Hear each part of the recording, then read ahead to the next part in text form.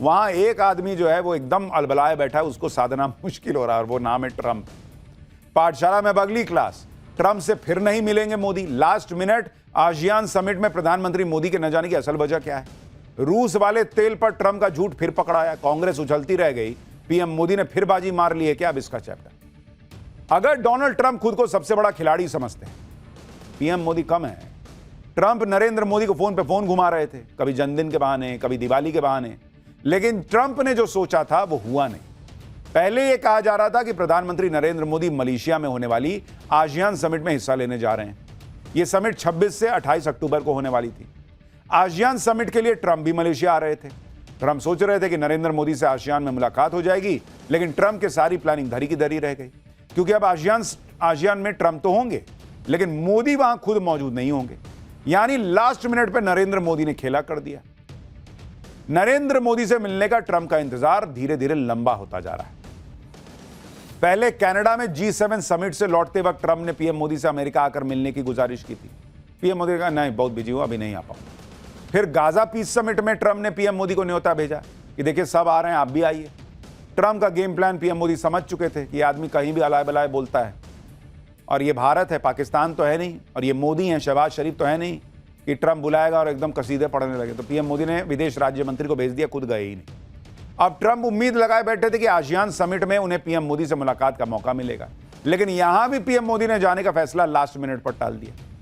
PM Modi ने last minute में ASEAN में जाने का फैसला क्यों टाला?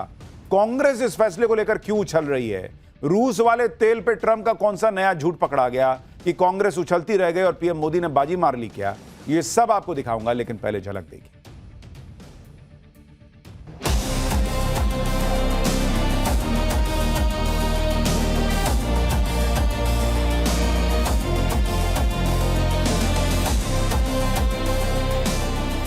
Spoke to Prime Minister Modi yesterday. They've been absolutely great. Modi is a great man. That he loves Trump now, and he's assured me there will be no oil purchased from Russia. I spoke with Prime Minister Modi of India, and he said he's not going to be doing the Russian oil thing. So.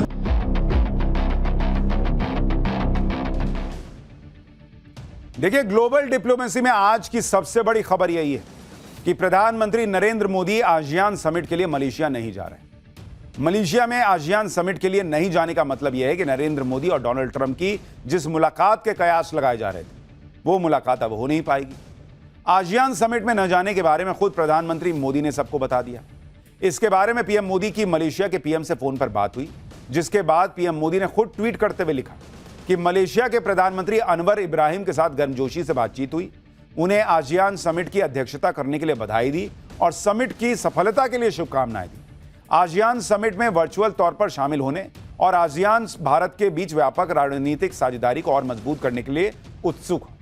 यानी आज यह confirm हो गया कि ASEAN की meeting में PM Modi खुद physically न जाकर वर्चुअली, यानी कंप्यूटर के जरिए जो है वर्चुअल तरीके से वहां पर मौजूद रहे। पीएम मोदी से फोन पर बातचीत करने के बाद आसियान समिट की अध्यक्षता कर रहे मलेशिया के पीएम अनवर इब्राहिम ने भी बयान जारी किया। उन्होंने पीएम मोदी को आसियान समिट के लिए मलेशिया नहीं पहुंचने की वजह भी बताई। मलेशिया के पीएम अनवर इब्राहिम ने लिखा कि भारत के प्रधानमंत्री से इस महीने के अंत में कुआलालंपुर में होने वाले 47वें आसियान शिखर सम्मेलन के आयोजन पर चर्चा की। उन्होंने बताया कि भारत में चल रहे दीपावली के उत्सव की वजह से वो वर्चुअल तौर पर समिट में शामिल होंगे। आगे मलेशिया के पीएम ने लिखा कि वो पीएम मोदी के फैसले का सम्मान करते हैं और भारत के सभी लोगों को दीपावली की शुभकामनाएं देते हैं। लेकिन जैसे ही बात कंफर्म हुई कि पीएम मोदी आसियान की मीटिंग के लिए मलेशिया अब नहीं जा रहे हैं, वैसे ही कांग्रेस एकदम उछल पड़ी। कांग्रेस ने वही पॉलिटिक्स शुरू कर दी कि नरेंद्र मोदी ट्रंप के सामने पड़ना नहीं चाहते और इसलिए आसियान नहीं जा रहे। कांग्रेस ने कहा कि पिछले कई दिनों से अटकलें चल रही थी कि प्रधानमंत्री मोदी कुआलालंपुर सम्मेलन में जाएंगे नहीं जाएंगे। अब यह लगभग तय हो गया कि पीएम वहां नहीं जाएंगे। इसका मतलब है कि कई विश्व नेताओं से गले मिलने, फोटो खिंचवाने और खुद को विश्वगुरु बताने के कई मौके हाथ से निकल गए। पीएम मोदी ने वहां नहीं जाने की वजह साफ है, वे राष्ट्रपति ट्रंप के सामने नहीं आना चाहते जो वहां मौजूद होंगे।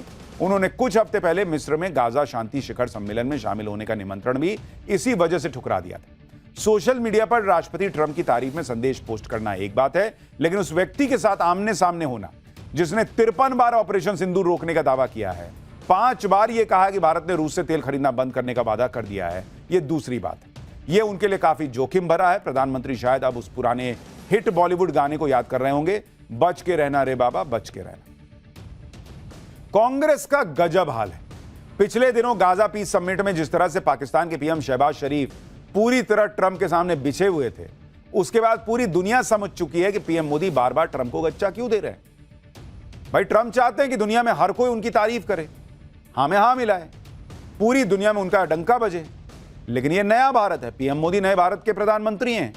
ऐसे में आसियान समिट से दूरी बनाने के पीछे पीएम मोदी के मास्टर प्लान को समझना जरूरी है। ग्लोबल डिप्लोमेसी के जानकार भी मान रहे हैं कि अगर पीएम मोदी आसियान समिट के लिए मलेशिया जाते तो ट्रंप के साथ उनकी मुलाकात हो सकती है। और जिस तरह ट्रंप की अनप्रिडिक्टेबल इमेज बनी हुई है, ट्रंप जिस तरह से बयान देते हैं, उससे भारत और अमेरिका के बीच संबंधों को और जोखिम पैदा हो सकता है। ऐसे में जानकारों का मानना है कि जब तक भारत और अमेरिका के बीच ट्रेड डील फाइनल ना हो जाए, तब तक ट्रंप के साथ सीधी बैठक से बचना ही बेहतर है, क्योंकि ट्रेड डील पर दोनों पक्षों की तरफ से तय डेलीगेशंस के बीच ही आपसी बातचीत से सहमति बननी चाहिए। जबकि ट्रंप के हाल के फैसले ये दिखाते हैं कि वो किसी भी डील का क्रेडिट खुद लूटने के लिए सार्वजनिक मंच पर अपनी शर्तें मनवाना चाहते हैं, और इसके लिए किसी भी हद तक जा सकते हैं। क्योंकि जब से ट्रंप दोबारा राष्ट्रपति बने, इस बात से परेशान है कि वो रूस और यूक्रेन के बीच युद्ध रुकवा नहीं पा रहे। उस पर ट्रंप का मानना है कि रूस से तेल खरीदकर भारत उसकी आर्थिक तौर पर मदद कर रहा है। यानी क्लियर है बॉस, खाली ट्रंप के सामने न पड़ने की बात होती तो भाई पीएम मोदी शुरू में ही कह देते कि नहीं, हम तो नहीं जा रहे हैं। लेकिन प्रधानमंत्री मोदी एक बहुत सुलझे हुए राजनीतिज्ञ की तरह वो ये वेट करते रहे कि भाई ये अगर ट्रेड डील फाइनल हो जाती है तब तो चला जाए, और उसके बाद भाई बातचीत होगी, ट्रंप कुछ बोलेगा तो मुंह पे सुना देंगे। लेकिन जब ट्रेड डील अभी तक फाइनल नहीं हो पाई तो भाई ऐसे सनकी आदमी के साथ वहां जाएंगे, आप वो कुछ बोलेगा, आप बोलेंगे, और ये दो देश हैं बॉस, लाखों करोड़ों लोगों की जिंदगी, उनका रोजगार, उनसे बहुत सारी चीजें जुड़ी हुई हैं। आप तूतू में थोड़ी करेंगे, और हम शहबाज शरीफ और पाकिस्तान थोड़ी हैं कि ट्रंप पीछे घूमेगा और हम ऐसे आंख मारेंगे, हाँ बॉस अभी लेटता हूं मैं आपके चरणों में। ये होना नहीं है। तो नरेंद्र मोदी को जब दिख गया कि भाई वहां अभी डील फाइनल नहीं हुई है तो क्यों इसमें जाना, जाओ तुम रहो अपना। ट्रंप माहौल तो खूब बना रहे थे कि नरेंद्र मोदी से फेस टू फेस मीटिंग का रास्ता क्लियर हो जाए, और इसके लिए अमेरिका से क्या क्या संकेत दिए जा रहे थे वो भी देखिए। भाई अमेरिका की तरफ से संकेत मिलने लगे थे कि भारत और अमेरिका के बीच जल्दी ही ट्रेड डील फाइनल होने वाली है। ट्रंप प्रशासन के सूत्रों के हवाले से यह भी दावा किया जाने लगा कि भारत पर लगने वाला टैरिफ 50% से घटकर 15% हो सकता है।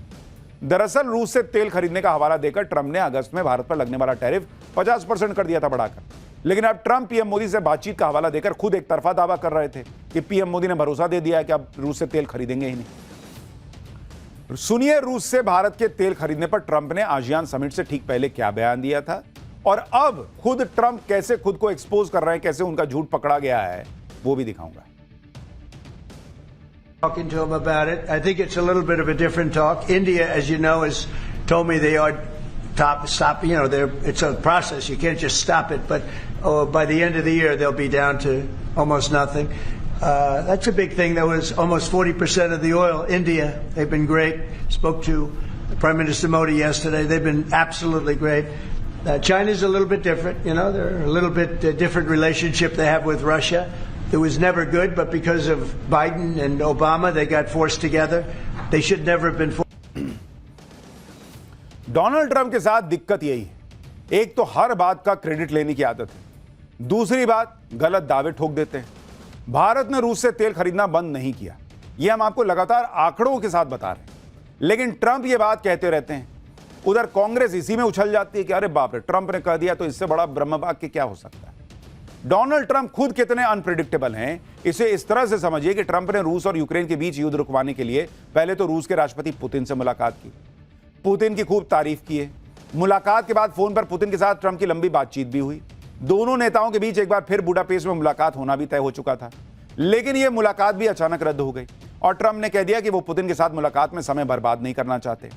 दरअसल सूत्रों का दावा है कि इस मुलाकात के लिए ट्रंप ने पुतिन के सामने यूक्रेन के साथ युद्ध रोकने की शर्त रख दी थी, जिसे पुतिन ने सिरे से खारिज कर दिया। ट्रंप इतने भड़क गए कि उन्होंने सिर्फ पुतिन के साथ मुलाकात ही नहीं कर दी, बल्कि रूस पर नए प्रतिबंध लगाने का ऐलान कर दिया। अमेरिका ने रूस की दो सबसे बड़ी तेल कंपनियों रोजनेफ्ट और लुकाइल पर बैन लगा दिया। रूस की ये दोनों तेल कंपनियां हर दिन 31 लाख बैरल तेल का एक्सपोर्ट करती हैं और अकेले रोजनेफ्ट कंपनी ग्लोबल तेल प्रोडक्शन का 6% और रूस के कुल तेल उत्पादन का करीब आधा हिस्सा एक्सपोर्ट करती है।